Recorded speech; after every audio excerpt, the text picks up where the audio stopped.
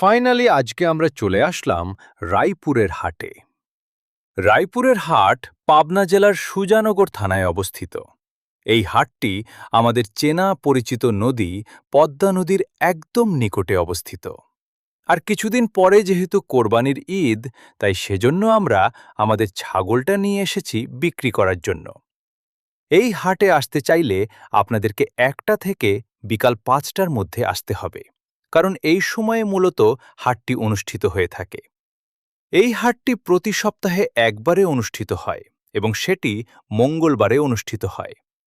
এই হাটে হাঁস, মুরগি, বিভিন্ন জাতের কবুতর, গরু, ছাগল, মহিষ, পদ্মা নদীর ইলিশ মাছ সহ আরও অনেক কিছু পাওয়া যায়। যেহেতু এই হাটটি প্রতি সপ্তাহে একবার অনুষ্ঠিত হয়, তাই এখানে প্রচুর পরিমাণে লোকজন হয়।